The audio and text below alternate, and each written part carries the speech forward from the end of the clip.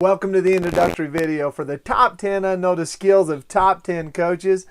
I am Rusty Burnside, speaker, trainer, coach, and the founder of Gold Medal Coaching Academy, where we teach coaches how to master the skills of coaching, maximize the potential of athletes, and build a program that not only withstands the test of time, but stands out from time to time. I'm excited because in this video, I'm going to unveil to you the top 10 unnoticed skills that you'll be receiving over the next series of videos that you've opted in for that I promise to give to you for free. And I want you to understand something. My hope and my goal here basically is just to train and teach the skills that great coaches know. And I want you to understand what they do as well as focus on to achieve that standout status as a coach. I hope you begin to feel as if the great coaches are they're not that much different than you and me. Once you understand these skills, I think you'll get that idea. But more importantly, I hope to instill within you the fact that you and me, as well as any other coach, can have success right where we are with the athletes that we have. So please understand this though. Before we get deep into what I want to talk about on the top coaches, understand this about what I mean when I say top coaches. It's not just about the winningest coaches. It's about more than wins and losses when it comes to having success as a coach. It's about creating those winning programs. It's about creating winning individuals and winning attitudes. And it's about just winning in so many ways that no matter the record, everyone that has come in touch with or been a part of that program and you feels like they've had success. And most of part, you feel like you've had some success. So by understanding and learning and implementing the top 10 unnoticed skills, you're going to have those necessary skills to maximize your athletes, to pull the potential out within them and your skills and build that program that just stands out. The great news about this though is all these skills can be mastered. If you have that desire to master them, you can do them. You got to understand, none of these skills are earmarked just for the John Woodens or the Vince Lombardis or the Bill Bormans of their sport, whoever it might be. A matter of fact, as you learn about these skills, you're going to realize that some of these skills, they just come natural for you, and you're going to say, man, I already do that one. And good for you, because I guarantee you some of them will come natural for you, but yet some of them will be on the other side of that spectrum. So let me warn you though, not all of these skills are going to come natural. Some of them are going to be so far on the other side of the spectrum that they're going to push you out of your comfort zone. They're going to make you maybe frustrated and feel from time to time that, is it really worth it, or is it going to make a difference? But understand this, through the trainings and through the videos, I'm going to give you those step-by-steps. You're going to understand and how to break them down and how to implement it and the difference it's going to make by mastering these 10 unnoticed skills. You may or may not have heard my story. So what I want to do is I just want to take a few minutes and tell you a little bit about why GMCA is formed, the Gold Medal Coaching Academy, why I'm here, where all this started from, and what brought me forward. So basically, it's like this, the quick version. When I took my first head coaching job, you got to understand, I took over a sinking ship, and I thought for sure that, it's not going to be long. I'm going to have this baby, and we're going to be cruising right down Championship Alley, just navigating my way down there on smooth waters. And then pretty soon, it was just the opposite was true for me. As a matter of fact, my first year, I was 0-16. My second year, I was 2-14. And I didn't feel good about him, of course, as you could imagine, but hey, I doubled my winning record, right? Well, the third year I was replaced. And as time would have it, I would land another head coaching job. And this time my record was better, my athletes were a little bit better, but at the end of the season, you got to understand, I still had that big hole inside of me, and it wasn't because of our record or, we didn't win the championship. It was the biggest question that I believe that all of us ask at the end of the year, or any competitor as a coach, is did I do enough? Did I do enough as a coach? Did I do everything that I could? And the problem with that is at the end of all these years, I never could say yes. I never felt like I had reached my full potential in so many areas. And I know what it felt like at that moment to want to quit. I knew what it was like to question myself and everything after every game. I knew what it was like to have that gym full of fans across there and you didn't think you had one fan within all of those fans there. I felt like I was letting down the schools, the programs, the athletes, and different things. And maybe you haven't been there, but I have.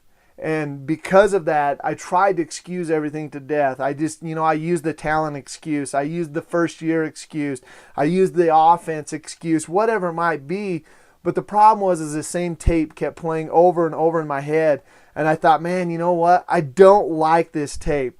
And as I looked around, I took some serious observations of the coaches around me. And I said, what is the difference? Why are they having success and I'm not? Because really we're all kind of on the same playing field here. And I wanted to know, what is it that they were doing to maximize their programs or athletes, the potential within them? And I wanted to know, what is it? What was that difference? And so I finally said, enough is enough. And I asked the question, why? Why is it? Why is it that some coaches stand out? And this is when I realized, that I had to spend less time. I realized there was 3 lenses. And there's the fans' lens, the players' lens, and the coach's lens. And what I realized then is I wasn't spending enough time looking through the coach's lens. And so with my new focus, what I did is I got under the hood of coaching. And I mean really got under the hood of coaching. I started interviewing coaches, reading and studying about coaches. I started attending clinics and workshops. I went to the point that I became a certified wellness coach. I was looking at all areas of coaching, the whole spectrum. Heck, I even become a certified teacher by Mr. John C. Maxwell as a leadership guru of the world. And I started studying leadership, coaching, and I found out, it just never ending. And right now, even at this point in time, as I shoot this video, I'm getting my master's at Kansas State in advising, which is just another area of coaching. And I don't tell you these things. You got to understand, I'm not telling you these things to impress you, but I want to impress upon you my desire that I have for coaching, not only to maximize my athletes, but to help others, just like yourself and like myself when I couldn't find help. At that time, I just couldn't find that vehicle that was going to take me to that next level because these camps and clinics wasn't providing it.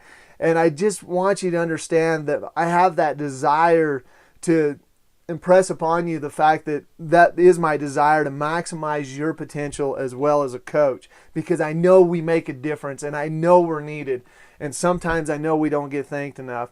And so the more I learn about successful coaches and basically successful people in general, I realize one thing. Pretty much all of us started at the bottom. Not very many of us are lucky enough to just start and get that Cinderella championship team. And I'm not sure if that's a good way to start or not anyway. But another story, another time. I just figured out that we all started pretty much at the same place. And that place was the bottom. So if you're at the bottom, understand that's a great place to start. If you're at the midpoint, it's a great place to be. But most of all, you got to understand, none of them are great places to stay. Obviously, you understand this. That's why you went ahead and opted in and want to learn more about coaching, and you've took that risk and took that chance to grow. So you right now, I would put you in the top 20% of all the coaches I've talked to, interviewed, been with, conversed with, whatever it might be, because you understand in order to get better, it takes growth, commitment, and being a student as well. So after each book, after each interview, each seminar or whatever it was, by studying these great coaches, I had to come to the point of what is it? What is it that they do? And I developed this framework, and I seen this framework within all these great coaches and what they lived by. And in this framework, they were those 10 common skills. And these skills I've narrowed down to what I believe to be the top 10 unnoticed skills of well-noticed coaches. And the reason they're the unnoticed is because it's not the things that are really talked about. They're not in the bright lights. These are the things that go on behind the scene that really, really make the difference. So just as these skills have helped take other coaches to the next level, I know for a fact that if you were only implementing just one of these skills, part of one of these skills, that it would make a difference in your success in your program. So what I'd like to do now is I just want to go through and unveil each skill for you and talk briefly about the skill. And this way you can say, man, this guy's spot on. I agree with that right there. Or, I'm already good at this one and I need to work on that one. Or heck, I don't know, maybe you'll just say, this guy's absolutely crazy and I'm gonna unsubscribe to this guy's webmail. And that's fine. Whatever you need to do, that's why we're here and that's why it's free, is to give you an opportunity to judge me and see what I can do to provide you with better help. Understand this though. We're only going to touch on the tip of the iceberg on each one of these skills. And I mean just on the tip. The other videos will get into that deep dive training on each skill. So let's go ahead and get started. Understand they're in no order. I'm just going to kind of randomly go through them and we're going to talk about each one a little bit and what it is and introduce you to the 10 skills. So let's go ahead and get started. First skill that we're going to touch on is reflector. Great coaches are reflectors. And so what it means is basically their program is a reflection of them as their character. They've established who they are as a coach. Their personality, you can find it ingrained all over in their program. Their fingerprints are evident in every aspect of the program, and basically they're comfortable in their own skin, and their whole purpose is just to be better tomorrow than they were today. They understand that their attitude determines their program's altitude. They understand how quick as a reflector, how quick their attitude can improve or ruin any given situation. And they know for a fact that one bad apple is going to ruin the bunch. And they also understand attitude is a skill that can be coached. You can coach attitude, and I have a great story I'll share with you in one of the videos on how attitude can be coached. They understand and live that golden rule as the reflector, and yeah, you know it. You know what the golden rule is. Do unto others as you would have them do unto you. Be treated. Treat them like you would want to be treated. They understand that athletes are people first. They have feelings. They need to be loved. They don't screw up on purpose. And given the right opportunity with the right coaching, they're going to be loyal in the battle that we're trying to fight, and we need that. Next skill, extractor. Great coaches are extractors of potential. For one, they just believe in all the possibilities. They're experts at instilling belief in others. As an extractor of potential, they know that for someone to reach their full potential, that they first and foremost have to believe in themselves as well as those that are around them and the system they're involved in. Basically, they just have to be really optimistic. They realize that they're the lid lifters on their program. The program it won't ever and never will rise above their ability to lead. They believe in making big time where they are. They're not like most coaches or most of us always thinking the grass is greener on the other side. They look at the problems and they find solutions to them, and they create solutions rather than focus on the problems, I guess, if that makes sense. And to them, basically an excuse is not a reason to quit, but it's just rather an opportunity to succeed. They understand that with being an extractor, the number one skill that they have to coach or teach to anybody is confidence. They have to have confidence in themselves, confidence in their program, and most of all, the athlete has to have confidence. And you see it at every level. When that confidence starts to just fall away a little bit or starts to diminish a little bit, you understand that things change a lot. And I'm not sure of the exact formula, but I'm pretty sure it takes around 100 pounds of confidence to squish about 1 ounce of doubt. And you understand that confidence, the role that plays. So how do we teach that? How do we get confidence in our athletes? How do we get confidence in everything around us and confidence in ourselves as a coach? I remember when I first started coaching, man, I had no confidence as myself as a coach. I was a great player and I understood the sport and knew it, but boy, I'll tell you, when it come to coaching, I just really didn't see it through that lens. So next skill, engager. Great coaches, the well-noticed coaches, they're engagers. They know how to get people involved.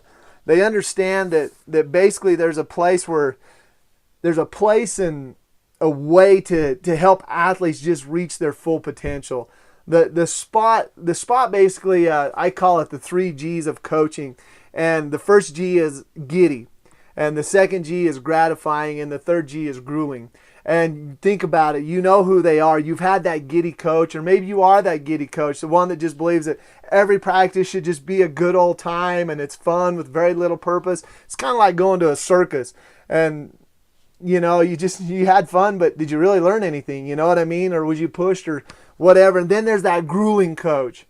That grueling coach, the one that's got that hat brim right there between your eyes, and he's in your face and his teeth are gritted and he's just tense, or she, and it's just that every day it just feels like it's boot camp.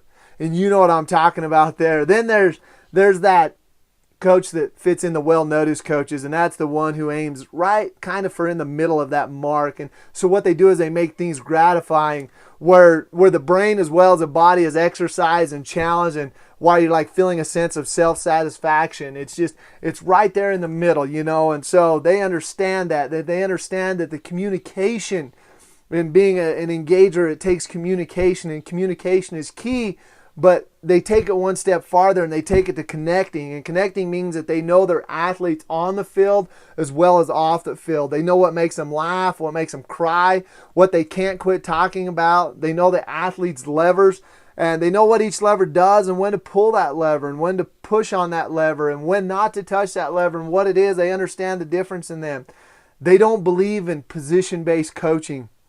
As an engager, you can't be a position-based coach. Just because we've been given that title as a coach doesn't mean that we've earned that position. And we have to earn it continually. And we'll talk more about that in the videos, and we'll talk more about all this in the videos, obviously. But how do you earn that position, get away from that position and get to that permission? And you know what I'm talking about. Think about your own life. The people you give permission to coach you and help you and guide you, you like hearing from them a lot better than the ones you haven't given permission to, even though they may have that title as your boss or whatever it might be. So the next principle, let's go ahead, is going to be the 80-20 principle, which is the Pareto principle, is named after Italian economist Vilfredo Pareto. And basically Pareto, he understood that 20% of the people do 80% of the work. And the well-noticed coaches are the same way. They understand that there's 20% of that team or those people that are going to do 80% of the work. And so this means that you need to spend 80% of your time with the top 20%. And then 20% of your time with the other 80%, maybe in a group setting. And the more you think about that, you'll kind of start to understand that that's the way it works in about every organization. But also they understand that 20% of the activities are going to give them 80% of the results. So if you got a list of 40 things that you'd like to get done as a coach, all of us do. I mean, every coach has 100 things that we'd like to instill or get in. But you know, what's those top 20% that's going to make a difference? There's 20% of that list. Just like if I have a list of 10 things, there's 2 things on that that are really going to make 80% of the difference. And you know it, and I know it as a coach. That's to be true. So how do we narrow that down, and how do we build that list, and so on and so forth? And that's then more in the deeper training, but you get the idea. Next is exemplar. The well-noticed coaches is basically they are the example. They understand that all eyes are on them as well as a coach and a person. You ruin your image, you ruin your ability to lead. All it takes is one wrong thing and you ruin that ability to lead. So once again, just because you got given that title as a coach, don't ruin that image. Great coaches walk the walk. They have to buy in themselves. They have to gain that trust themselves. They too have to be students of the sport. They have to come all charged up. You have to walk the walk. I mean, you have to be that example as a coach. Well-noticed coaches are that example. And as soon as they break that, they no longer have that position. And that does happen. Even with well-noticed coaches, will end up screwing that up. We read about it all the time or see it on TV, unfortunately. Great coaches are present. When it comes to being an example, you need to be present. You can't come to practice and be on your smartphone. You can't come to practice and be thinking about the classes you had that day or your job or what you didn't get done or after. You know, you can't show up to a game and not be in the game. And this is a difficult thing for coaches, but great coaches are a coach all the time when they are in that coaching uniform. It's like putting on a suit, zip it up. I'm in coach mode now. So that's where you have to be. Your athletes have to be present. How do you get presence out of you and your athletes? Something to think about. Return on your investment. Return on your investment. Great coaches, well-noticed coaches expect the maximum return on their investment, just like great investors do. They know they cannot sell out when the market's down, basically. They know exactly what they want, and they know that they're going to have to face the fire and be purified a little bit to get what they want. They don't leave anything to chance. They've thought of everything. They've planned for most all things, and they feel as if they're prepared for anything, and their system can be taught, it can be replicated, improved. Their system is consistent, reliable, and it's recurring. So they have that in place. They have that plan. They understand, as John C. Maxwell has stated, it says the true leader of leadership is influence, nothing more, nothing less. So to get your return on your investment, to get that maximum return, you must be able to influence that outcome. So how do you get influence? How do you gain influence? No, it's not with a bigger stick or run more ladders or run more wind sprints or do more push-ups. It's not how you gain the influence. There's other ways to gain that influence. So charged. The next one is charged. Great coaches come charged. I mean, nothing more I enjoy. I've had the opportunity to speak with some coaches that's been coaching for 30 plus years. And when I leave that coach, I feel as charged. They're so excited to talk about coaching and tell me their secrets and what they've did and what they've done. And it's just great when you've talked to a coach that's been in there for 30 years and you leave more excited than when you got there. I've talked to other coaches that haven't been in the system yet 3 years, and it feels like I just left a funeral. And you know who they are and who they aren't. Are you charged? Are you not charged? Look at the great coaches. They're charged. Charged all the time. So you have to have that charge within you. They're motivators. And I'm sorry to say, but even athletes need motivated. Even the best athletes need motivated from time to time. They need energy. They need somewhere to plug into. Your energy is contagious. To be a great coach, you must have passion for what you do. The great coaches are continually challenging themselves as well as their athletes. They're internally motivated, and they're not always looking for that external reward. It's an intrinsic thing for them. And how important is that to understand what motivates you, drives your athletes, those type of things. So that's what charge is all about. What about next is orchestrator. The orchestrator is they can orchestrate people. They not only get people to join the choir, they get them to believe in the choir. They basically, they kind of ask for their heart before they ask for their hand. They understand that those athletes are different and that there's a certain place that they're going to grow and there's a certain place that they can really blossom, and you got to know where to plant them, and you got to know what to feed them and what to fertilize them and what to give them, and so on and so forth.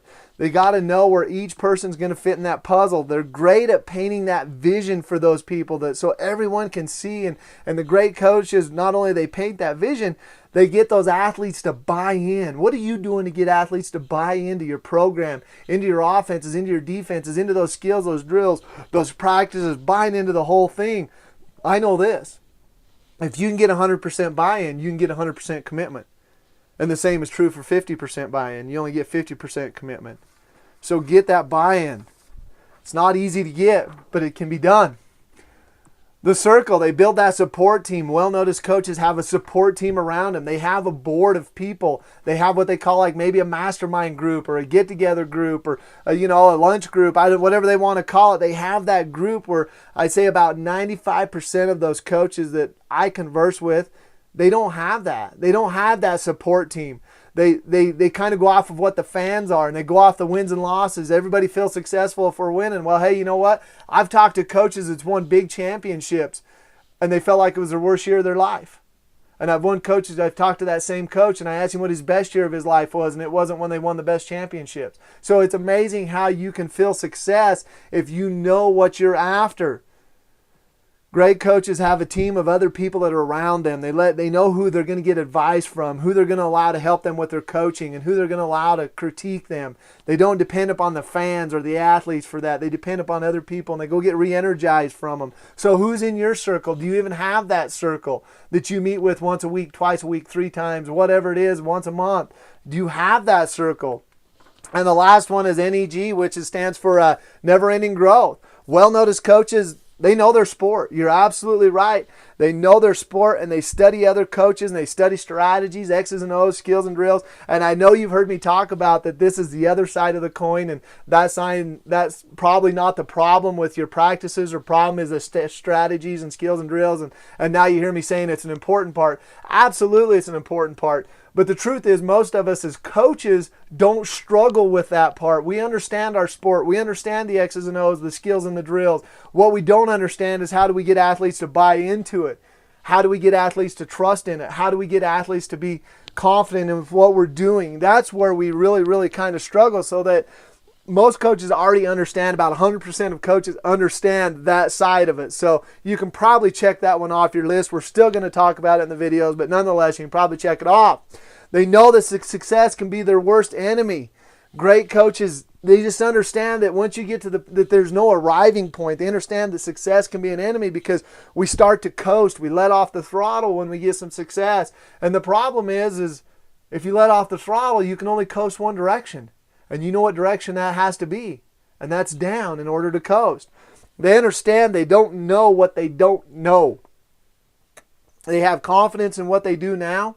They have confidence in what they do know, and they're going to make the best decision at the time with what they know. Are they going to learn from it and grow? Absolutely. Are they going to change and things are going to be different? Absolutely. But they're not going to feel bad about decisions that were made, because you can only make a decision based upon what you know. They embrace change. They understand in order for anyone to grow, they must be pushed out of their comfort zone. They must be engaged in a cause that's bigger than them. And most all of us as coaches got to understand the cause is bigger than that game at that moment, or that tournament, or whatever it might be at that moment. It's bigger than that. It's more about winning than losing, isn't it? You need to understand that. So anyway, that gives you a brief overview of the 10. Look, I mean, I'm just excited. I hope you're as excited as I am. It gets me pumped up talking about these things. But I want to thank you. I want to thank you for sticking with me here. And I want to thank you once again for joining the Gold Medal Coaching Academy team.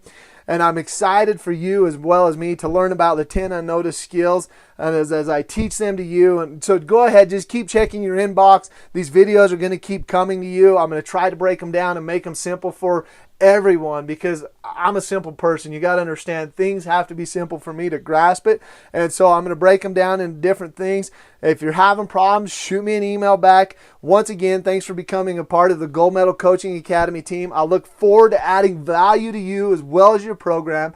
And remember, until we meet again, coach today as if you are the coach of tomorrow.